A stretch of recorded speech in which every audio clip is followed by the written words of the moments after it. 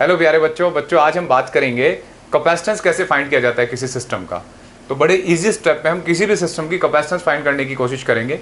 और ये जो कंसेप्ट है ये आपके लिए JEE Main, JEE advanced, KVPY या आपका जो ओलंपियाड होता है उसके लिए इंपॉर्टेंट है। ठीक है, हाँ, इस वीडियो से की रिक्वायरमेंट है कि आपको पहले बेसिक पता हो कि कैपेसिटेंस होता क्या है, ये सब डेफिनेशन वगैरह आपको पता हो, तब आप इसकी कैपेसिटेंस, किसी सिस्टम की कैपेसिटेंस फाइंड कर पाएंगे। और ये वीडियो आपके लिए तभी हेल्पफुल है। तो जैसे देखो, ये पैरेलल प्लेट कैपेसिटर है, हम इसकी कैपेसिटेंस फाइंड करनी है। ये स्फेरिकल कैपेसिटर है, जैसे दो शेल होती है कंडक्टिंग शेल, उनकी कैपेसिटेंस फाइंड करनी है। ये सिलेंड्रिकल शेल है जिसकी हमें कैपेसिटेंस फाइंड करनी है, दो शेल है कॉन्सेंट्रिक। ऐसे ये दो स्फेयर हैं, अलग अलग रखे हैं, ठीक है, इनकी कैपेसिटेंस फाइंड करनी है, इनके अपने रेडियस है और सेपरेशन है। ऐसे दो सिलेंड्रिकल वायर रखे हुए हैं अलग अलग, ऐसे दो वायर रखे हुए हैं, इनकी कैपेसिटेंस फाइंड करनी है। तो ये कैपेसिटेंस कैसे फाइंड की जाती है ये देख लेंगे। ठीक है, तो शुरुआत करते हैं। सबसे पहले बेसिक जो स्टेप है वो समझते हैं। तो हमारे 3 स्टेप होंगे। सबसे पहले हम क्या करेंगे बच्चों, फर्स्ट कंडक्टर्स के बीच में जैसे भी शेप दे रखी हो आपको, वायर, स्फीयर, सिलेंडर, उनके बीच में इलेक्ट्रिक फील्ड फाइंड करो।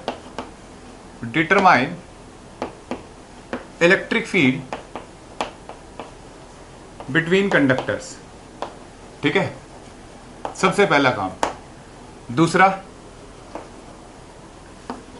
अप्लाई। अब हमारा दूसरा काम होता है पोटेंशियल डिफरेंस फाइंड करना। तो पोटेंशियल डिफरेंस के लिए हमारे पास फॉर्मूला होता है। अगर इलेक्ट्रिक फील्ड कांस्टेंट है तो ये फॉर्मूला होता है, और अगर वेरिएबल है तो V2 minus V1 minus E dot dr होता है। पढ़ा होगा बच्चों, ठीक है, R1 से R2। समझ में आया? तो अब देखो ये माइनस है, इस माइनस को हम इधर ले जाएं तो V1 माइनस V2 हो जाएगा, तो R1 माइनस गायब हो जाएगा, R1 R2 E dr। दूसरा स्टेप ये लगाएंगे ताकि पोटेंशियल डिफरेंस आ जाए। कुछ केसेस में आपको सीधे पोटेंशियल डिफरेंस इजी रहता है, तो आप इस पहले स्टेप को भूल जाएं, सीधे पोटेंशियल डिफरेंस फाइंड कर लो। ठीक है, दैट इज V, मतलब ये पोटेंशियल डिफरेंस होगा दो कंडक्टर के बीच का। तीसरा स्टेप सीधा Q इक्वल टू CV, समझ रहे हो, that is law of capacitance. तीसरा स्टेप ये लगाएंगे और इससे कैपेसिटेंस फाइंड कर लेंगे। ठीक है, अब देखो पहले मैं बेसिक बिल्कुल पैरेलल प्लेट कैपेसिटर से शुरू करूंगा। ये 3 स्टेप आप देख लीजिए पहले। तो पैरेलल प्लेट कैपेसिटर का जनरली सबको आता है, लेकिन एक बार इसका एप्लीकेशन देख लेते हैं। जैसे ये प्लेट है और आपको इसका 3D व्यू पता होना चाहिए कि प्लेट ऐसे होती है, पैरेलल प्लेट, दो प्लेट, इनके बीच में कैपेसिटेंस है। तो सबसे पहला काम क्या है हमारा कि भाई इसके बीच में इलेक्ट्रिक फील्ड पता करें। तो सीधी सी बात है, पॉजिटिव प्लेट से अवे और नेगेटिव से टूवर्ड्स, तो दोनों एक ही तरफ हो जाते हैं ये, तो नेट फील्ड आ जाता है बच्चों, ऐसे जोड़ दिया। और एक प्लेट की वजह से होता है Q/2 एप्सिलॉन नॉट, है ना, तो दोनों की वजह से हो जाएगा Q/2A एप्सिलॉन नॉट E। ठीक है, और ये हो जाएगा E equal to Q/A epsilon naught. Clear है? कुछ बच्चे इसको सिग्मा बाय एप्सिलॉन नॉट भी बोल सकते हैं क्योंकि सरफेस चार्ज डेंसिटी दे रखी होती है ना। अब देखो, अब हम इनके बीच में पोटेंशियल डिफरेंस बताना है, तो VA माइनस VB हमने क्या लिखा है, E डॉट डेल्टा R। क्यों सर? क्योंकि भाई इलेक्ट्रिक फील्ड कांस्टेंट है, तो इलेक्ट्रिक फील्ड कांस्टेंट है तो इंटीग्रेशन की जरूरत नहीं है। इन दो प्लेट के बीच में गैप होता है D, तो आप यहां से यहां जा रहे हो तो डिस्प्लेसमेंट कितना होगा, ED, है ना, और VA माइनस VB हो गया V। E की वैल्यू रखो बच्चों यहाँ, तो V इक्वल टू हो गया Q/A epsilon not into D। अब तीसरा स्टेप हमें क्या बताया था, Q इक्वल टू CV लगाते हैं। ठीक है, तो Q की जगह CV लगाओ upon A epsilon not D, तो C कितना आ जाएगा बच्चों, एप्सिलॉन नॉट A/D। ठीक है, ये आपने फाइंड कर रखा है बेसिक क्लास में। हाँ, मतलब ये वीडियो तभी हेल्पफुल है जब आपको बेसिक पता हो। तो ये कैपेसिटेंस आ गया, और इसकी कंडीशन होती है कि एरिया का जो डायमेंशन है that should be very greater then D²। Sir ऐसा क्यों? क्योंकि हमने लार्ज प्लेट का फॉर्मूला लगाया यहाँ पे। तो अगर प्लेट लार्ज नहीं है तो गैप बहुत कम हो, ताकि इलेक्ट्रिक फील्ड हर जगह क्या हो, यूनिफॉर्म इलेक्ट्रिक फील्ड आ रखा है। देखो गैप पे डिपेंड नहीं कर रहा है। ये तभी हो सकता है जब प्लेट बहुत लार्ज हो, लेकिन कैपेसिटर बहुत छोटे होते हैं, तो उस केस में गैप क्या होना चाहिए, कम होना चाहिए। ठीक है, तभी क्या हो सकता है, यूनिफॉर्म इलेक्ट्रिक फील्ड होगा। तो ये कैपेसिटेंस फाइंड करी पैरेलल प्लेट कैपेसिटर की, इसकी तो वैल्यू भी पता थी। अगर अब हम क्या काम करें, स्फेरिकल कैपेसिटर लें तो उसकी कैपेसिटेंस कैसे फाइंड कर सकते हैं, तो देखो इसी मेथड से 3 स्टेप है आपके पास। तो स्फेरिकल कैपेसिटर बनता कैसे है, तो देखो बच्चों, 2 कॉन्सेंट्रिक स्फेयर लेंगे, एक का रेडियस r1 दूसरे का r2, ठीक है। और ये कॉन्सेंट्रिक स्फेरिकल शेल है, ध्यान रखना, और मेटेलिक शेल है। कॉन्सेंट्रिक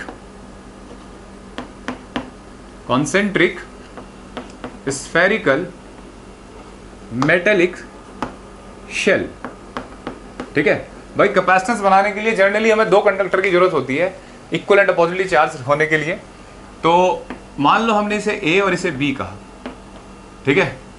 इस पे चार्ज प्लस Q तो इस पे माइनस Q, ऐसे बना दिया, ठीक है, इक्वलेंट अपोजिट। तो सबसे पहला काम क्या होगा, यहां इस पॉइंट पे r डिस्टेंस पे एक पॉइंट लिया, इस पॉइंट पे इनके कंडक्टर के बीच में इलेक्ट्रिक फील्ड फाइंड किया जाता है। तो देखो आप वैसे भी डायरेक्ट भी बता सकते हो, गॉसियन सरफेस बनाओ। तो गॉसियन सरफेस के अकॉर्डिंग सारा चार्ज, मतलब इसके अंदर जो गॉसियन सरफेस बनाया चार्ज इसी के अंदर आया, तो इसका मतलब पॉइंट P पे जो इलेक्ट्रिक फील्ड होगा that will be KQ/r²। K is 1/4πε0, electric field आ गया। तो ये इलेक्ट्रिक फील्ड यहां पे है, ठीक है। अब दूसरा, अच्छा ये डिस्टेंस के साथ वेरी करेगा, इसका मतलब आज तो इंटीग्रेशन की जरूरत पड़ेगी। सेकंड स्टेप लगाते हैं, देखो सेकंड स्टेप होता है V = VA माइनस VB, है ना, that is VA minus VB। और उसको हमने क्या लिखा था, EDR, है ना, और R1 से R2। देखो बच्चों, सबसे पहला शेल यहाँ है, इसके अंदर तो फील्ड होगा ही नहीं क्योंकि चार्ज यहाँ है इनके पास, ठीक है, और इसके सामने माइनस चार्ज है ऐसे। और समझाने के लिए हमने इसको ग्राउंड कर रखा होता है ताकि जो एक्स्ट्रा चार्ज है इंड्यूस वो यहाँ चला जाए। तो देखो ये हो गया R1 से R2, क्लियर। देखो इंटीग्रेशन करते हैं, इंटीग्रेशन तो आता होगा तुम्हें, मैथ्स के स्टूडेंट हो सारे, ठीक है, नीट वीट में नहीं आता भाई ये सब। तो देखो integration r⁻² -2dr R1 R2, ठीक है। तो देखो ये क्या हो जाएगा इसका इंटीग्रेशन, तो KQ -1/r, है ना, R1 से R2। तो फॉर्मूला बन जाएगा KQ, एलसीएम लो आप, R2 - R1/R1 R2, ठीक है। ये वोल्टेज आ गया बच्चों। अब इसके बाद कैपेसिटेंस कितनी होगी, सेकंड स्टेप आ गया। कैपेसिटेंस के लिए Q = CV अप्लाई किया जाता है। तो जगह कम है तो मैं यहां लिख देता हूं। तो देखो Q की जगह मैं CV या इसमें डाल देता हूं। तो देखो बच्चों, V = 1/4πε0 और Q की जगह CV लिखा, और R2 - R1/R1 V से V कट गया, C = आ गया 4πε0 R1/R2 R2 - R1, ठीक है। देखो बच्चों ये कैपेसिटेंस आ गई स्फेरिकल कैपेसिटर की, ठीक है। अगर आइसोलेटेड सिस्टम हो जाए तो R2 की लिमिट इन्फिनिटी रख देते हैं, उससे आइसोलेटेड आ जाता है। तो अभी तो इसकी बात करते हैं। अब यही बिल्कुल दूसरे स्टेप दूसरे सिलेंड्रिकल कैपेसिटर के लिए लगाते हैं और डिफरेंट कैपेसिटर के लिए लगाते हैं। आप इसे समझिए, दोबारा पॉज करके आप दोबारा रिवर्ट करके समझ सकते हैं। पहला स्टेप है इलेक्ट्रिक फील्ड फाइंड करते हैं कंडक्टर के बीच में, भाई इक्वल एंड अपोजिट चार्ज तो होंगे, प्लस Q माइनस Q ऐसे दिए जाएंगे, है ना, कैपेसिटर पे बीच में इलेक्ट्रिक फील्ड फाइंड करी, फिर इंटीग्रेशन करेंगे, ये अप्लाई करना है दूसरा स्टेप, और तीसरे में Q = CV लगते ही आंसर आ जाता है, ठीक है। अब देखो ये था स्फेरिकल कैपेसिटर। इसके बाद अगर यही स्फेयर ऐसे रखे हो बच्चों,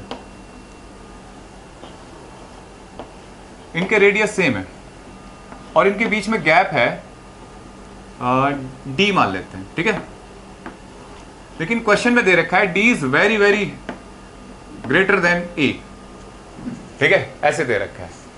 और पूछा जा रहा है कि बताओ इसके इस सिस्टम की कैपेसिटेंस कितनी होगी। अब क्या करें, बिल्कुल वही बात, इक्विवेलेंट अपॉर्चुनिटी चार्ज कंडक्टर, तो इसको प्लस क्यू दिया, इस पे माइनस क्यू, ठीक है। अब देखो बहुत दूर रखे हैं दो ऑब्जेक्ट, तो इसका मतलब उनके पोटेंशियल एक दूसरे को अफेक्ट नहीं कर रहे होंगे, यही तो बताना चाह रहा है वो। तो अगर मैं यहाँ, एक तरीका तो ये था कि मैं इस पॉइंट पे आर डिस्टेंस लेके इलेक्ट्रिक फील्ड फाइंड करूँ इसकी वजह से इसकी वजह से, तो मतलब मैं लिख देता हूँ इलेक्ट्रिक फील्ड होगा इस पॉजिटिव चार्ज की वजह से के क्यू बाय आर स्क्वायर और प्लस के क्यू अपॉन, डायरेक्शन देखेंगे इधर की तरफ, और डी माइनस कितनी डिस्टेंस होगी बच्चों इससे, आर का होल स्क्वायर। फिर इसका इंटीग्रेशन करा जाए।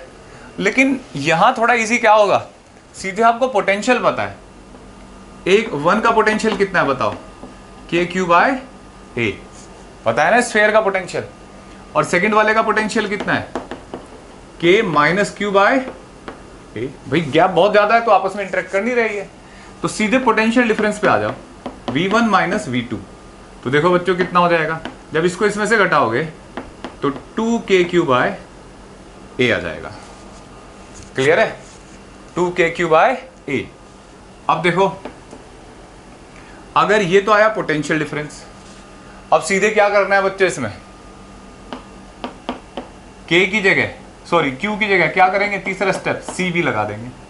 तो 2K हो गया 1/4 पाई एप्सिलॉन नॉट, Q की जगह क्या लिखोगे, CV अपॉन ए, B से V कट गया, तो देखो C इक्वल टू कितना आ गया, 2 एप्सिलॉन नॉट ए, ठीक है ये क्वेश्चन। अब बिल्कुल ऐसे सिलिंड्रिकल कैपेसिटर, तो सिलिंड्रिकल कैपेसिटर कैसे बनता है बच्चों, देखो एक सिलिंड्रिकल शेल है, इसका रेडियस हमने मान लिया R1 शेल, ठीक है, और इसको कॉन्सेंट्रिक एक और शेल बनाई, उसका रेडियस है R2, ठीक है। अच्छा, इनके बीच में कैपेसिटेंस पूछा जा रहा है, ठीक है बच्चों। तो जनरली क्या होगा, इस पे प्लस क्यू चार्ज देंगे, इस पे माइनस क्यू होता है, वही इक्विवेलेंट अपोजिट कंडक्टर, ये आप मान लिया करो। वैसे तो इसमें इंडक्शन वगैरह का रूल है जो आपको पढ़ाया गया होगा कि ये प्लस क्यू ये माइनस क्यू, यहाँ ग्राउंड कर देते हैं ऐसा कुछ, तो इतने की जरूरत नहीं, आप सीधे प्लस माइनस रखो चार्ज आमने सामने, ठीक है। अब देखो सबसे पहला काम क्या है, अच्छा ये फिर समझो ये दो क्या है, कंडक्टिंग शेल है, मतलब एक शेल उसके ऊपर दूसरी शेल, होलो पाइप कह सकते हो आप मेटल के, ठीक है। अब इस पॉइंट पे इलेक्ट्रिक फील्ड फाइंड करना है, तो देखो बच्चों अब सिलेंडर की वजह से कुछ ने पढ़ रखा होगा इलेक्ट्रिक फील्ड, कुछ ने नहीं। अगर नहीं पढ़ रखा तो गॉसियन सरफेस बना दो, ठीक है, लेंथ L मान लो इसकी। तो देखो बेटा क्या होगा इलेक्ट्रिक फील्ड, गॉसियन सरफेस लगाते हैं, E डॉट डेल्टा ए है ना, Q in upon epsilon not. भाई सबसे पहला स्टेप क्या होता है, इलेक्ट्रिक फील्ड फाइंड करना। तो इलेक्ट्रिक फील्ड एरिया कितना हो जाएगा इस गॉसियन सरफेस का, बताओ बच्चों, कर्व सरफेस एरिया 2 पाई R L, क्योंकि इस वाले सरफेस को तो एंड पे हम मानते नहीं है, कर्व सरफेस से जा रहा होगा जो भी फ्लक्स जा रहा होगा, और total charge Q upon epsilon naught, तो E equal to Q by 2 pi epsilon naught R L आ गया ये इलेक्ट्रिक फील्ड। दूसरा स्टेप क्या है कि potential difference, electric field variable है ना, कहां से कहां तक जाना है, इस पॉइंट से दूसरी शेल तक, तो यानी कि R कितना हो जाएगा यहाँ पे R1, और यहाँ कितना होगा R2, तो R1 से R2, Q by 2 pi epsilon naught L 1 by R dr, और कहां से कहां तक R1, oh sorry capital R से कैपिटल R, ठीक है। तो देखो V equal to Q by 2 pi epsilon naught L log R2 by R1 आ गया। कैलकुलेशन देख लेना बेटा, मेरी भी कैलकुलेशन ऐसी है। अब तीसरे स्टेप में क्या करोगे आप, Q को क्या लिख देते हैं बच्चों, CV, ठीक है। तो देखो Q की जगह लिख देंगे CV log E R2 by R1, ठीक है। V से V कट गया, तो जो कैपेसिटेंस आएगा यहां लिख देता हूं मैं C equal to 2 pi epsilon naught L upon log R2 by R1। ठीक है बच्चों, ये आ गया। किसी को डाउट है तो बोलो। अब कैसे बोल सकते हो यार आप? तो दोबारा समझा देता हूं कि पहले इलेक्ट्रिक फील्ड फाइंड किया। अब इलेक्ट्रिक फील्ड डायरेक्ट ऐसे याद रहता नहीं है इस केस का, तो गॉसियन थ्योरम लगा दी, गॉसियन सरफेस बना के। उसमें चार्ज एनक्लोज क्यू था, अंदर वाली शैली आ रही थी, तो इलेक्ट्रिक फील्ड आ गया। फिर उसका इंटीग्रेशन करा पोटेंशियल डिफरेंस फाइंड करने के लिए। पोटेंशियल डिफरेंस है जैसा शुरू में बता दिया था, और बस क्यू की जगह सी भी लिख दिया। ठीक है, बेसिक सा इंटीग्रेशन है। अच्छा, यहाँ पे कैपेसिटेंस पर यूनिट लेंथ भी पूछ सकता है। अगर ये लॉन्ग हो तो कैपेसिटेंस पर यूनिट लेंथ क्या हो जाएगी बच्चों? 2 pi epsilon naught log of R2 by R1। ठीक है, समझ आया? तो ये बेसिक सी बात थी। अब ऐसे ही क्वेश्चन इरोडो में ऐसे ही दे रखा है क्वेश्चन कि जैसे मैंने अभी ये स्फीयर अलग अलग करे थे, अगर ये शेल ही अलग अलग रखी हो तब क्या होगा? तो मैं इसे मिटा रहा हूं। देखो देखो बच्चों, क्वेश्चन है कि ये ऐसे दो सिलेंडर हैं बच्चों, सिलेंड्रिकल वायर जिनकी रेडियस ए है और इसका भी रेडियस ए है, मतलब ए। ठीक है, सिलेंड्रिकल वायर जैसे चौक है ये, इस तरीके से। लेकिन इनकी लीनियर चार्ज डेंसिटी दे रखी है लैम्डा। ठीक है, और इनके बीच में गैप है b, and b is very very greater then a, ये भी लिखा हुआ है। ठीक है, हमसे पूछा जा रहा है कि दो वायर अगर एक पॉजिटिव है एक minus linear charge density coulomb पर मीटर। ठीक है, ये हो सकता है जब वायर थिन होते हैं तो आप इसे लीनियर चार्ज डेंसिटी पे भी शो कर सकते हो। ऐसे तो लगेगा सर सिलेंडर तो सरफेस चार्ज डेंसिटी हो, लेकिन थिन वायर है, देख लो गैप के मुकाबले। अब पूछा जा रहा है कि बताओ बेटा इस सिस्टम की कैपेसिटेंस। तो देखो क्या करना है आपको, सीधे एक पॉइंट ले लो इनके बीच में, इधर से P हुआ R डिस्टेंस पे, तो इधर कितना होगा बच्चों? ये अगर इधर से आ रहे तो इधर से कितना होगा इसके सेंटर से? B माइनस R, मानते हो? B minus R। अब देखो इलेक्ट्रिक फील्ड लिखते हैं, तो आपने पढ़ लिया होगा इलेक्ट्रिक फील्ड थिन वायर से lambda upon 2 pi epsilon naught R होता है, याद है ना? तो देखो पॉजिटिव का इलेक्ट्रिक फील्ड, ये पॉजिटिव है तो इस तरफ, और नेगेटिव का भी उसकी तरफ, तो नेट फील्ड क्या हो जाएगा? जोड़ देंगे E equal to E plus, ऐसे जोड़ देंगे जैसे सिंपली जुड़ता है कंडक्टर का फील्ड। तो कितना आ जाएगा भाई ये? कितना? देखो lambda upon 2 pi epsilon naught R और lambda upon 2 pi epsilon naught B minus R। Clear है बच्चों? ऐसे लिख सकते हैं। ठीक है, अब देखो ये हो जाएगा, हमने ऐसे लिख दिया, और ये इलेक्ट्रिक फील्ड आ गया बच्चों।